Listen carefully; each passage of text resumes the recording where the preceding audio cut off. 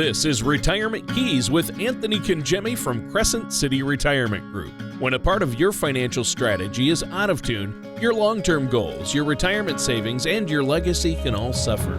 With many years of experience in the financial industry, Anthony provides his clients and prospects with the information they need regarding Social Security, retirement income planning, wealth management, and much more.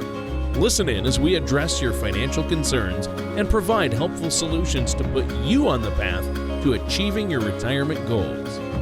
And now, here is Retirement Keys with your host, Anthony Kangemi. Hello, and welcome to another show of Retirement Keys. I'm Anthony Kangemi. I'll be your host today, and we, of course, have our fabulous co-host with us this morning, Mr. Tony Shore, and we have a great show planned for you today on retirement questions to ask before you retire. We think that asking good questions is the key. And so before we get started, I'd like to, as I say, introduce our co-host, Mr. Tony Shore. Tony, thank you so much for being with us this morning. Yeah, no problem, Anthony. It's great to be here with you. I'm excited about the show today because this is in our series. We've had a couple shows already. I think this is our third in the series on questions you need to ask before you retire. And we're working our way through these 20 questions, what they mean, how to address them.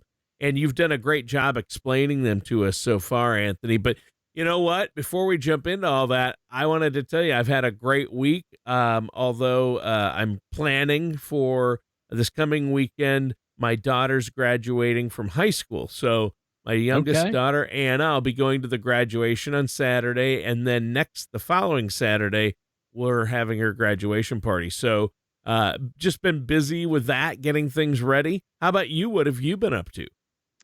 Well, this past week was, we had a short week with Memorial Day, and then we did on Friday, we took the, my oldest son, Anthony, loves fishing.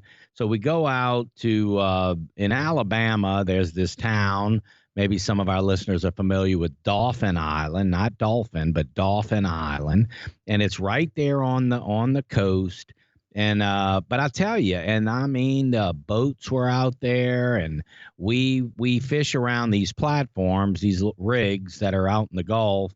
Not too far out, but nevertheless, fishing all around them. And I'll tell you, Tony, of course, we love to fish, and I'd love, and I'm always excited about bringing those fishing stories back home.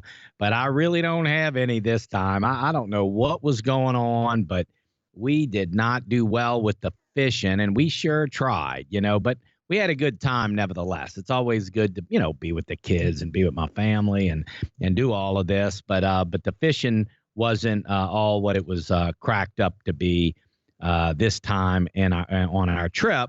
But anyway, it was very relaxing. But we're glad to be back in the studio and to really address these retirement questions that we think are so important. And let me just add before we jump into this, Tony, this was years ago, but I remember reading a book and I forget what book it was, but they talked about asking good questions, and they used the computer as an analogy, or Google. And so, if you ask good questions, then, good information is going to come out of it. But if you ask bad or poor questions, it's going to answer you as well. In other words, if I ask a poor question like, why am I overweight? If I ask that question, I'm going to get all kind of answers. Well, because you don't exercise, Right. It's going to give me all kinds of answers. And, or I could ask the question, how could I be more healthy, let's say? And then, of course, that's a better question, and I'm going to get better answers, right? And so at the end of the day, maybe it'll say exercise, every day, or, eat better, whatever it might be. But my point is, if we ask good questions, we will get good answers. what happens with retirement planning, or at least what I've noticed, is a lot of times we just don't know what questions to ask. I mean, we have some questions, we know certain questions, but what we built here, Tony, and what we want to offer all of our listeners is the top 20 questions that we think anyone who wants to retire or is in retirement should be asking. They should be asking of themselves, and they should be asking their retirement planner or their financial advisor. They should be asking these questions. Now, we're on number 9. If you don't mind, Tony, because I know it's been a couple of weeks since we did our last show on the questions, but I'd like to, if you're okay with this, I'd like to just read off the first Oh, 8 sure. Yeah. and just to get us back Quickly going with recap. it. But Yep. The first 8, you can recap those for us. I'll do them briefly, and I just want to let our listeners know that we have these questions built out on a PDF on our website at crescentcityretirement.com. So we want you to get a copy of these questions because we really feel that they are, and they may not be the only questions you want to ask, but we think this is certainly going to get you started on asking really good questions as it relates to your retirement. So anyway, that's what the show's about today, Tony. Yeah, and these questions have been great. So give us that recap on the first 8 questions. Sure, absolutely. So number 1, so their questions are wrapped around the 5 keys that we talk so much about, the 5 keys to a stress-free retirement. And those keys are certainly, estate and legacy planning, or what we would call advanced planning, healthcare planning, investments, income, and taxes. So that's really the 5 keys that we think are so important. And we have 20 questions wrapped around those 5 key areas. So the first 4 were on estate planning or enhanced planning. And the first was, what enhanced planning documents should I have to avoid legacy planning mistakes? So if I pass away, what documents should I have in place to make sure that the transition of my estate goes very smoothly? So that would be the first question. The second was, how do I leverage what I have for wealth transfer? A lot of times people are concerned about what they're passing on, and they want to do it in the most tax efficient way. So the question is, how do I leverage what I have for wealth transfer? The third question was, what are the most tax efficient assets to pass on to my heirs? So some assets are more tax efficient than others to transfer on. So what are they? What are the most tax efficient assets to pass on to my heirs?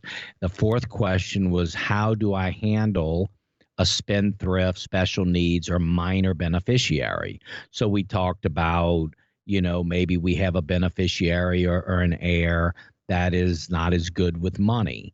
And so how do we handle that? Do we want to structure payments to that person? And that's called, for a term, for a trust, it's called a spendthrift, a special needs type person. Maybe there's somebody in the family that has a special needs situation, or minors. Maybe we have grandkids that we want to set something up for, maybe a college fund. So how do I handle that? So that was the first 4. And that, again, was around estate and legacy planning. Then question number 5 through 8 was around healthcare planning. And question 5 was, what is the average cost of long-term care? So if I, get discharged from the hospital and I need to go home, or in an assisted living facility or a nursing home to recover, what is the cost of that? Actually, you and I were talking before the show about family members that we've had that had Parkinson's disease. Yeah. And that's, of course, a long-term care issue. If I required long-term care, how do I protect my assets and remain independent? If I find myself in a situation where I need long-term care, the key here is, how do I protect what I have, my assets? And then, of course, I want to remain independent. I want a good lifestyle, or the best lifestyle I can have. So that's question 6.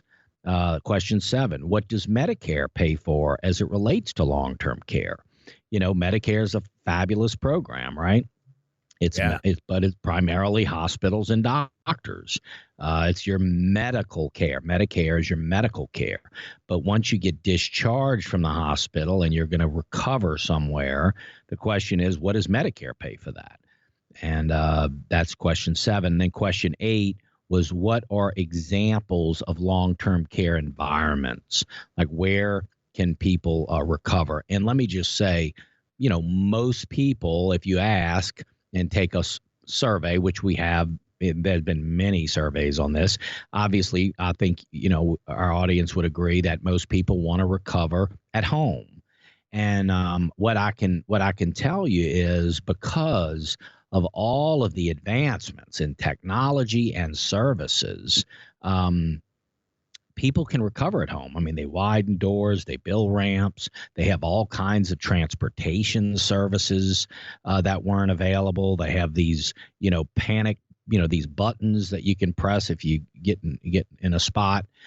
People can live at home now. They even have a lot of meal options that are available. I mean, you can order meals. So we've been involved in many of these, what they call plan of care, which is important. It's like, what is my plan of care? How often do I need somebody to come and help with these items, or what services do I actually need? Because not everybody's plan of care looks the same, right? But Right. because of the services available today and because of the technology today, there's a lot more we can build out for a plan of care where people can stay home. So anyway, the first 8 questions, Tony, were around good estate and legacy planning and healthcare planning. Yeah. And then, of Long-term care. course, moving to question number 9, I think, at this point. Yeah. So number 9 is a great question. And that's, how do I determine how much net income I will need in retirement? So after taxes, what am I going to need to live and live comfortably in retirement? That's a huge question. I bet that's one of the first questions you get from a lot of people.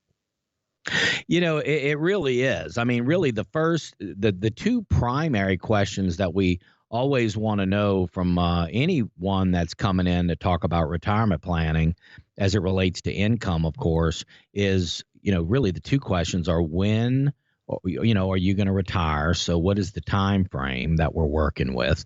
And then also the next question, which is this one, which is, how much income will I need in retirement? Net, as you say, net income, after taxes, right? After federal and state taxes, after healthcare costs, like after all the expenses are out and taxes, what is my net number that I need to live on? And, there's rules of thumb, of course. I want to say, the last, white paper I read on this, they talk about 80% of your working income in retirement, net income in retirement, is a number. I can tell you that, the different ways to go about it. There's these elaborate, Tony, there's these elaborate worksheets, spreadsheets, Oh, Mint, yeah. QuickBooks. That Oh do my goodness. thousands of Yeah. calculations, and Budgeting, downloading credit card statements, putting everything, categorizing, real elaborate, budgeting type programs that, of course, we have at our disposal to help clients with this. But I would suggest that, and I hate to oversimplify this, but I would suggest that the easiest way to determine this number, if you're going to be retiring in the next 3 to 5 years, the easiest way to determine this number is to look at the easiest way, and I might add the most accurate, in our opinion, or in my opinion, the most accurate would be to just look at what your net income is now, 100% of it. Like, what are you bringing in now after taxes, after insurance, after you contribute to, let's say, your 401k or whatever you're putting in? What is your take home money now working? And if we use that number as a starting point, we've got to, because that's what you're bringing in now. Your lifestyle is being,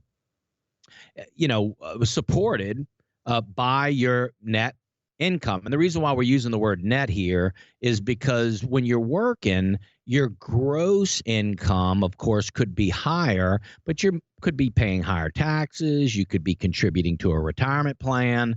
So in retirement, you won't be contributing, to a retirement plan. You're not going to be putting in per se. You're going to be taking out. Yeah. So we move from this accumulation phase, if you will, while we're working, to the preservation and distribution phase. And so, yes, starting with that net number, And because that's at a the end of big transition that some people struggle with, right? yeah, well, and rightfully so. I mean, they've been working. We've been working all these years. We've been working and saving and working and saving and paying off debt and raising our kids and all of this. Now, so yeah, I mean, it is. It's a transition, and it needs to be thought out. Now, somebody could say, like in your case, you mentioned that you have a daughter who's getting ready to graduate high school. I Yep. know you have a son who I want to say has graduated college. Yep. So you've got expenses there that presumably will be going away, right? So you can factor that in too. Or somebody might say, well, in the next 5 years, I'm going to pay off our house. The house will be paid off. So, we won't have the mortgage. And you're still going to have insurance and you're still going to have taxes, of course, but you won't have the principal and interest if the house is paid off. So, again, looking at the income that's needed in retirement, we can look at what your net income is now and use that as a starting point. And then if there's going to be a reduction in expenses, like kids are now on their own or house is paid off or something like that, then you can adjust for that if need be. But at the end of the day, we don't want to shortchange ourselves. We want a retirement income plan that's going to provide not only the bills and the expenses, but also the lifestyle, the lifestyle that we're looking for in retirement. And so I guess to answer the question, how much should we be solving for as it relates to net income? We like to start with the net income that you're bringing in now as a base. And then, of course, that income over time needs to be adjusted for inflation. Because as we know, as time marches on, we're going to need more income to satisfy our lifestyle based on the cost of living. But we run our plans to age 100, Tony. So we want to know that the income is going to last and it's going to increase over time to keep up with the cost of living. And it's really the number. It's dialing in. I remember ING years ago. This might be 15 years ago. ING, that company with the lion, that orange lion. I don't know if any of our listeners remember, but Oh, yeah. yeah, and their big platform was, what is your number? Yep. That's what they and that's what they were talking about. What is the number? And all I can encourage our listeners to think about is, what is our number? And let's not shortchange that number. Let's make sure that it's the right amount to where it's going to provide the lifestyle we're looking for. And then as we march on with that income, of course, we want to be tax efficient, and that's going to be real important. But I would say, to answer the question in the long and short of it, we really want to start with the net income you're bringing in now. If that's been supporting your lifestyle, then we should at least use that as an initial benchmark. We've talked a lot about this topic in past shows, so we'll touch on it here today for the rest of our show. But what's the 10th question? So the 10th question is another income question, and it is, what are the best strategies to maximize my Social Security benefits? And Tony, I can't tell you how important this question is. It's huge. It is. It's because the basis at the end of the day, it's the foundation of retirement income planning, right? It really is. I mean, if income planning or retirement income planning is the foundation of a retirement plan, which we believe that it is, because if you think about it, what is the thing that when you retire, besides getting your freedom and getting all of your time back, what is the number one thing that you are leaving when you retire? And that would be what? Your income. So when you retire, we know the income, the working income is gone because we've retired. So now we have to replace that income. So we know that in retirement planning, income planning is a foundational a piece of a retirement plan. And then, as you say, the Social Security strategy is the foundation of the income plan. So, Right. so it's really fundamental here. You know, this is a foundational piece. And the question again, number 10, is what are the best strategies to maximize my Social Security benefits?